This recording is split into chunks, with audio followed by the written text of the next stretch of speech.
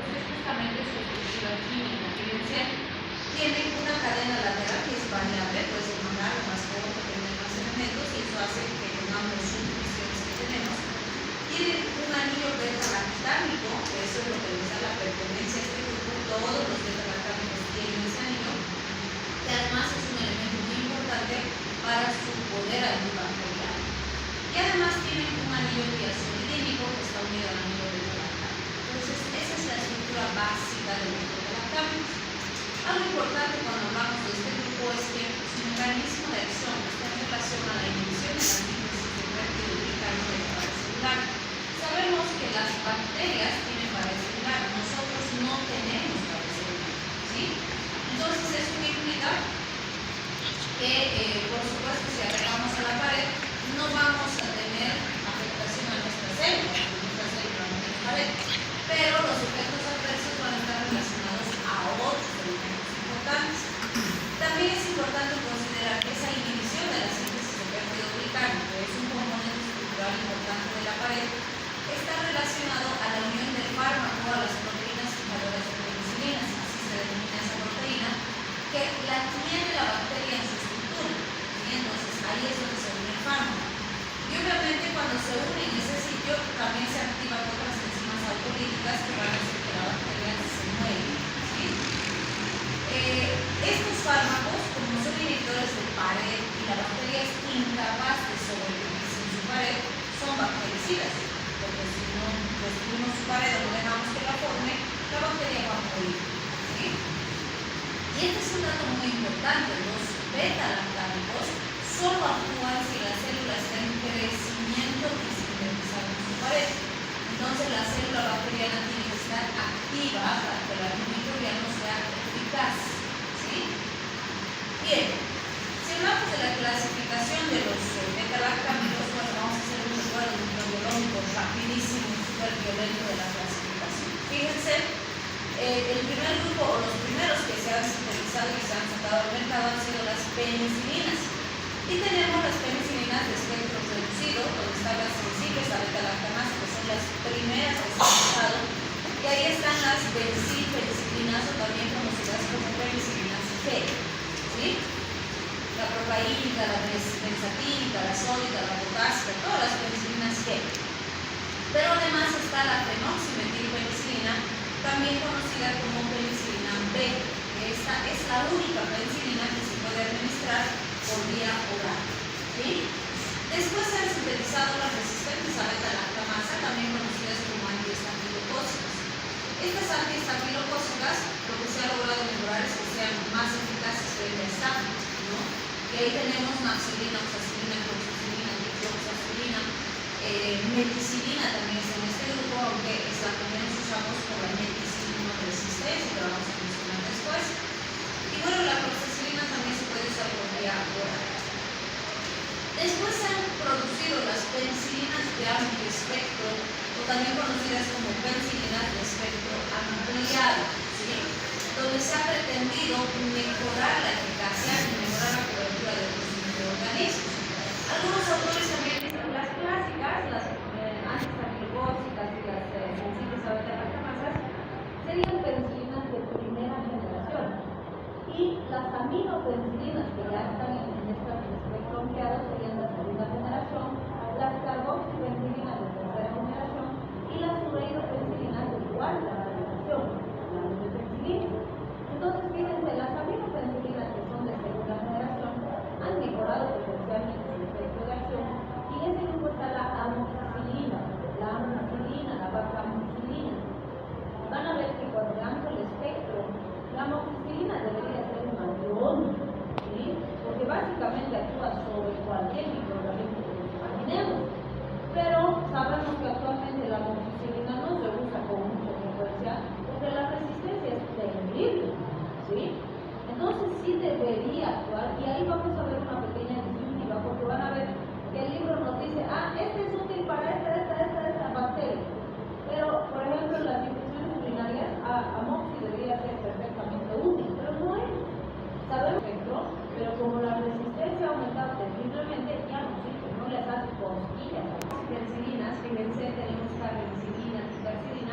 Estas ya son eficaces frente a pseudomonas, vale decir, se ha ampliado potencialmente el espectro, tanto que actúa en microorganismos entéricos, algunas pseudomonas, que ya son microorganismos intrahospitalarios altamente resistentes. Entonces, sí tienen mejor espectro, van a ver que más se las reservan a las carboxipenicilinas para uso hospitalario, ¿sí? Pero eso no ha evitado que aparezca resistencia. Sí tenemos cepas resistentes a carboxipenicilinas. Las fluidopenicilinas, de la misma forma, se han mejorado el espectro frente a microorganismos entéricos, incluyendo pseudomonas, y ahí mencionamos a methocilina, azoxicilina, piperacilina, entre algunas otras. Además, aquí también mencionamos que tenemos los anti-beta-lactamases. ¿Por qué? Sabemos que las beta-lactamasas son los primeros mecanismos de resistencia que han diseñado las bacterias para protegerse de nuestros fármacos. Es decir, la bacteria ha producido enzimas que son beta-lactamases, es decir, van y destruyen nuestro beta-lactámico, destruyen nuestro fármaco. Y eso ha potenciado la resistencia. ¿Qué hemos hecho nosotros? Hemos creado los anti-beta-lactamases, vale decir, hemos creado otra molécula química que va a ir y va a bloquear a la enzima. Entonces es como que agarra la enzima y así el beta-lactámico logra entrar y actuar como tiene que actuar. Y gracias a eso hemos logrado recuperar varios fármacos que ya no servían para nada. Piperacilina, calcium, amoxicilina más ácido clavulánico, son algunas de las que hemos logrado mejorar y recuperar. Amoxi, por ejemplo, ácido clavulánico todavía sigue siendo altamente eficaz, es muy útil, pero si no la cuidamos la vamos a perder. ¿Sí? Entonces, ante la resistencia a amoxi, esta es una salvavidas increíble, pero si no la cuidamos también la podemos perder. Bien, otro grupo o subgrupo dentro de los beta-lactámicos son las cefalosporinas. Fíjense, tenemos cefalosporinas de primera, segunda, tercera, cuarta, quinta y sexta generación. Habitualmente hablábamos hasta cuarta generación, pero quinta y sexta ya estos últimos años ha avanzado bastante. Entonces vamos a ir viendo. Primera generación, básicamente tengo que pensar gran positivo, porque primera generación es útil frente a gran positivo. Pero la literatura sí tiene cierta eficacia contra algunos, como las E. coli, por ejemplo, ¿no? Entonces sí, algunas cepas de E. coli responden bien todavía a los de primera generación, aunque su principal fortaleza es gram positivos. ¿Sí? Podemos mencionar cefazolina, cefalexina, entre algunos que se conocen. Segunda generación, lo que se ha intentado es mejorar el espectro de gram negativos, que con los de primera generación era diminuto. Entonces sí se ha logrado mejorar el espectro frente a gram negativos, pero en muchos casos se ha perdido un poco el efecto sobre gram positivos, pero depende del fármaco en particular. Es así que tenemos los que son activos frente a hemófilos como cefoncin, cefuroxima, cefaclor, cefixima, entre otros. Y algo muy importante, cefixima, no se olviden, algunos autores dicen es de tercera generación, y otros dicen no, es de segunda, porque en realidad cefixima se ha creado entre los de segunda generación, es una cefalosporina de segunda generación, pero su espectro de acción alcanza a tercera generación, entonces se usa como tercera generación. Por lo tanto, decimos que cefixima es un híbrido, ¿sí? Ha originado de segunda generación, pero su espectro cubre tercera, se usa como tercera.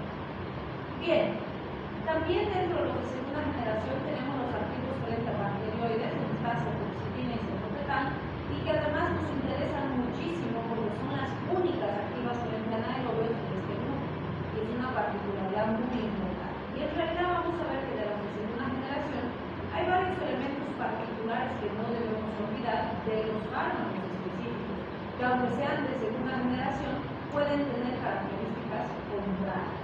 ¿Sí? En tercera generación tenemos los de espectro ampliado, donde está cefotaxima, que se usa muchísimo en pandemia, la hemos abusado a la cefotaxima, y actualmente tenemos alto riesgo de perderla porque se está usando mucho en cuadros sencillos que no se debería usar y deberíamos reservarla para cuadros más complejos. Pero tiene pacientes para hemofilaritis B, le están metiendo cefotaxima o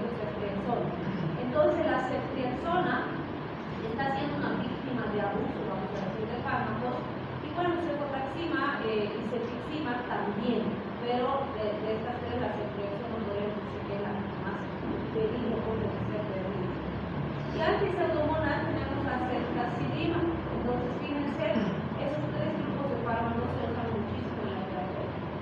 De cuarta generación, lo que se ha buscado por cuarta generación es mejorar el espectro frente a grados positivos y la resistencia frente a beta-lactamasas, que pues ya se veía o se ha logrado conseguir con la tercera. Básicamente, muchos autores coinciden y dicen cuarta generación es como si hubiéramos conseguido hacer un híbrido entre las de primera y las de tercera, porque tienen mejor espectro gram positivos que las de primera y mejor resistencia frente a beta-lactamasas que las de tercera. Entonces sí es un grupo más potente, vamos a decir. Tenemos ahí las antipseudomonas como cefepima, cefosopram, ceftiromic. De estas, la cefepima es la más conocida y es la que vamos a ver. También tenemos otros como cefepimol, ceftiromic, Lomoxef, que incluso se usan en veterinaria o en otras aplicaciones, pero en humanos no se tienen mucha experiencia, ¿no? Cefepima es la que más se usa. En el caso de las cefalosporinas de quinta generación, vamos a hablar de ceftobiprol y ceftarolina. No tenemos muchísimos datos todavía porque todavía están en fase de prueba, pero prometen ser altamente eficaces frente a cepas que todo lo que tenemos antes, hasta cuarta generación, ya no sirve, ¿no? Entonces es un salvavidas, va a ser el rescate frente a cepas altamente resistentes. Y sexta generación, donde vamos a hablar del ceftriaxona, que es uno de los primeros que se ha ido probando, promete también ser eficaz contra cepas muy resistentes que ya tenemos varios grupos farmacológicos que nos sirven, incluso en algunas que quinta generación no puede actuar. ¿Sí?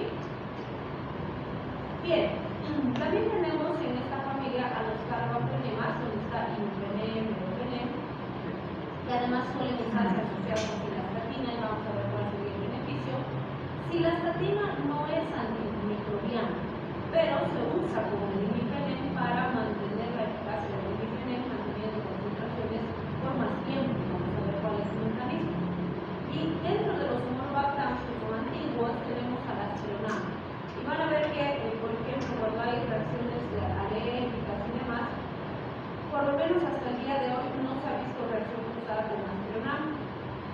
Entonces, aunque sea un fármaco antiguo, en pacientes que tienen alergias es una excelente alternativa. ¿Sí? Bien, si hablamos de las dosificaciones y las presentaciones de este grupo farmacológico, fíjense, las clásicas, es decir, las penicilinas G, que vienen solamente por vía parenteral, vienen en unidades internacionales, millones de unidades internacionales. Y no es necesario ver la equivalencia, o sea, si decimos, ¿no?, 1 millón de unidades internacionales, es el equivalente a 0.6 gramos por las toneladas, ¿sí? Pero no es necesario hacer la conversión, o sea, no voy a convertir a gramos para darle al paciente, porque la presentación viene en unidades internacionales. Entonces, lo que tengo que saber es la dosificación y así voy a prescribir, ¿sí? Estas que vienen en peso, que son las semisintéticas, son las más conocidas, ¿no?, como la moxi, la hidroxacilina, y demás, que vienen en miligramos, en gramos, que es lo que habitualmente manejamos. También tenemos que algunas vienen asociadas a sales, por ejemplo, van a ver la penicilina sódica, la penicilina potásica, ¿sí? Que en general la sal sódica y la sal potásica lo que hacen es acelerar la acción del fármaco. Estas suelen ser penicilinas de acción rápida, ¿sí? También tenemos la benzatínica y la procáinica. La benzatínica, o bueno, primero la procáinica, que ha sido una de las primeras en generarse.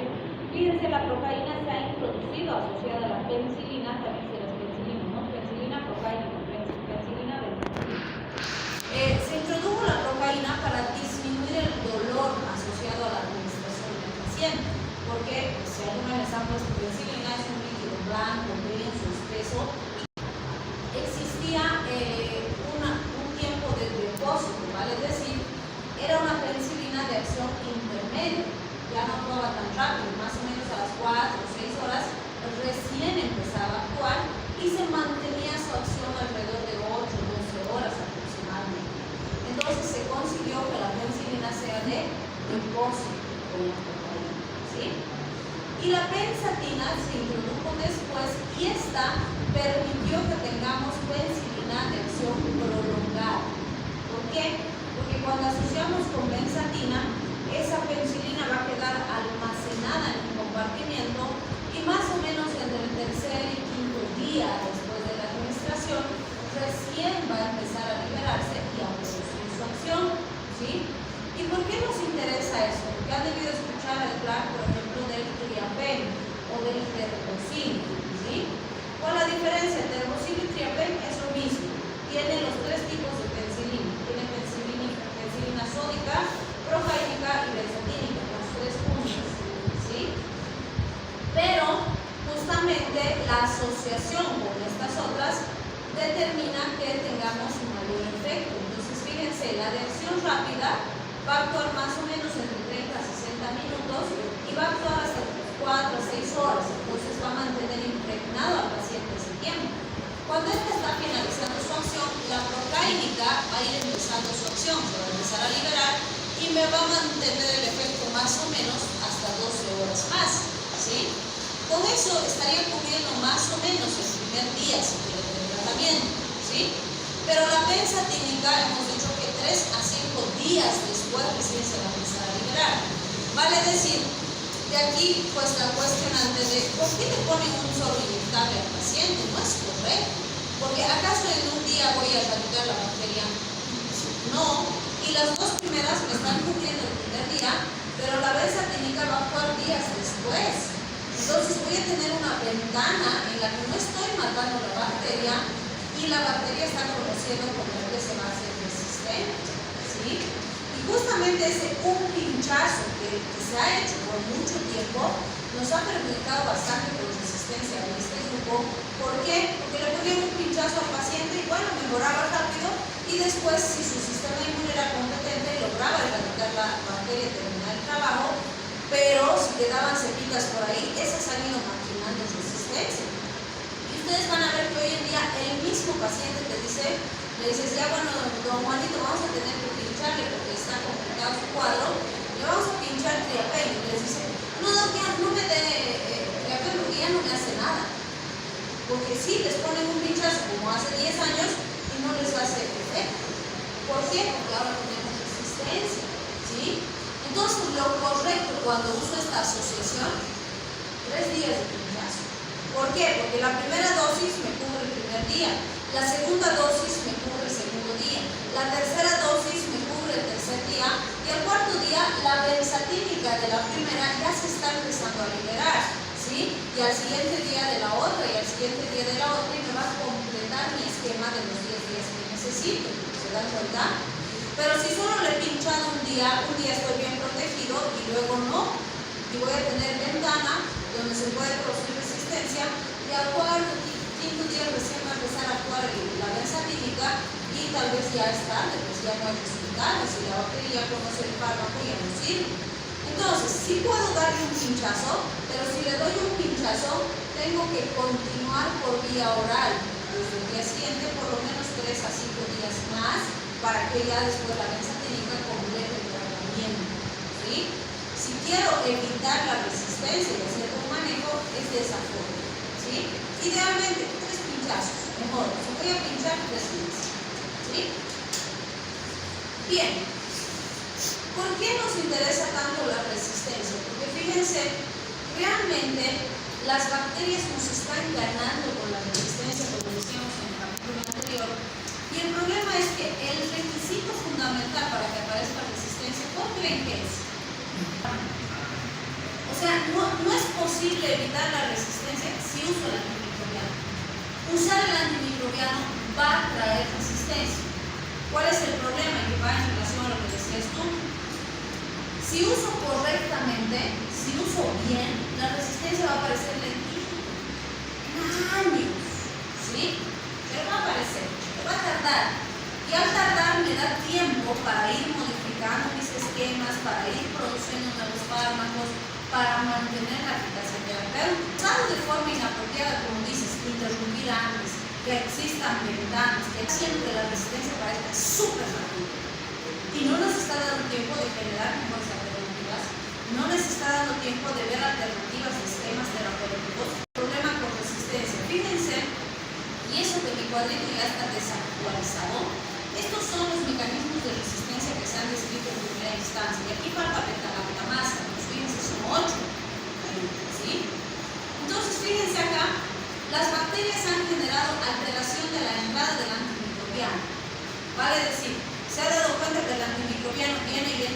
ahí, entonces ¿qué ha hecho la bacteria? ¡Pum! Ha sellado ese sitio de entrada y ha habilitado otro por otro lado. Entonces el fármaco viene, quiere entrar y no tiene por dónde entrar, entonces no le hace nada. ¿Sí? La alteración de la diana ribosomal. Se ha dado cuenta la bacteria que en esa subproteína ribosómica se une el fármaco. Entonces, ¿qué ha hecho con su diana ribosomal? La ha cambiado de forma, la ha cambiado de lugar, la ha cambiado de posición. Ahora viene el fármaco y no puede hacer nada. Y fíjense qué fármacos han demostrado esa resistencia: aminoglucosis, fosfomicina, beta-lactámicos, metronidazol, tetraciclinas, macróleos, clindamicin. Son fármacos que usamos todo el tiempo. ¿Sí? Este otro, fíjense, alteración del precursor de la pared. Este es espectacular. Es como les decía, por ejemplo, digamos que yo hago mis paredcitas con un ladrillo gambote, ¿sí? Con este ladrillito, ¿sí? Entonces, ¿qué he hecho con la vancomicina? ¡Pum! He arruinado sus precursores. La bacteria ya no puede hacer este ladrillo. Entonces, ¿qué ha hecho? Ha agarrado y ha empezado a hacer pared con adobe. Dice, si igual voy a seguir haciendo pared. Ha cambiado su precursor y se ríe de nuestro fármaco. Expulsión del antimicrobiano por bombas. Ha generado bombas de expulsión de fármaco. ¿Vale? Es decir, tiene ahí bombitas que monitorizan. Pin, entra el fármaco y como catapulta lo botan fuera de la bacteria. Entonces nunca hay concentración suficiente de fármaco para matar a la bacteria. ¿Sí? Contra tetraciclinas, contra cloranfenicol han diseñado este sistema. ¿Sí? Aquí, la hiperproducción enzimática. Por ejemplo, el neutropin sulfamethoxazol van a ver que actúan en la síntesis de folatos y de ácido fólico. Entonces se ha dado cuenta la bacteria de eso porque inhibe a 2 enzimas sucesivas. Y ha dicho, bueno, tengo por decirle 50 enzimas y el fármaco me ha bloqueado mis enzimas. Entonces ha dicho, ok, voy a producir 100. Y está 50 de extraer de fármaco, yo aquí tengo mis 50 y sigo produciendo folatos. Y listo, el fármaco no le afecta en nada. ¿Sí? La alteración de la diana enzimática es parecido a esto. Se ha dado cuenta a qué enzima específica afecta el fármaco y ha cambiado. Entonces le ha cambiado de lugar, le ha cambiado de forma, de carga eléctrica, y en el fármaco no le hace nada. Pues fíjense, beta-lactámico, rifampicina, quinolonas, botrimoxazol, que usamos bastante también. ¿Sí? Y este último es espectacular. Yo digo, pucha, si tuviéramos esa capacidad, ¿qué cosas grandiosas podríamos hacer? Fíjense, ha creado una vía metabólica alternativa. ¿Sí? Es como, por decirles, si tuviera un paciente con diabetes que no está procesando bien su glucosa, y yo creo una vía paralela para procesar la glucosa. Así que, ¿qué me importa que aquí no funcione? Yo tengo otra vía completa con enzimas, con vasos, con enzimas, con todo listo. ¿Sí? Pues es espectacular, ¿no? Y además, ¿cuál es el punto?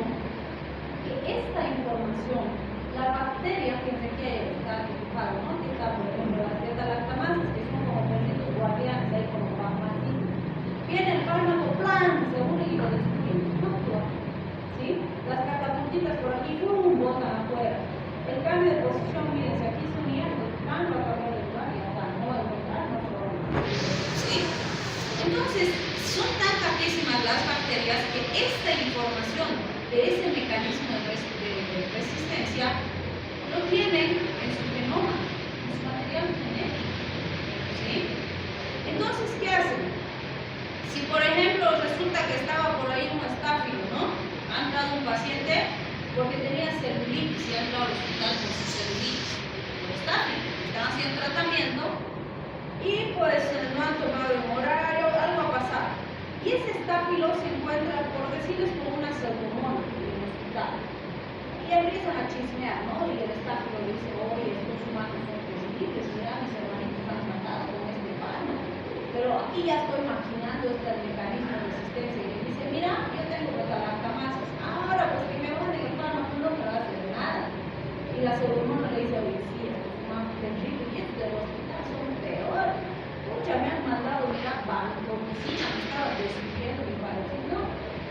Pero ahora ya tengo otro precursor, así que hagan lo que quieran con la vancomicina, no va a ser ni costillas. Le dice, sí, me pasas tu información, y le digo, claro, ¿no? Y comparten su material genético. Y a partir de ese momento, las dos cepas tienen los dos mecanismos de resistencia, aunque no sean expuestos a los mismos fármacos, ¿sí? Y sus hijas van a tener los dos mecanismos porque va a estar en su material genético. ¿Se dan cuenta? Además, por eso nos están ganando porque comparten información. Realmente, si no cuidamos nuestros antimicrobianos, nos van a ganar la resistencia.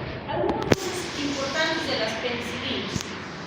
Penicilina, ampicilina, proxacilina, amoxicilina con ácido flavulónico, piperacilina, tazobactam. O sea, fíjense enfermedades tan severas como sífilis, infecciones por estrepto. ¿Han escuchado? La anterior semana ha habido 2 niñitos que han fallecido, ¿no? ¿Qué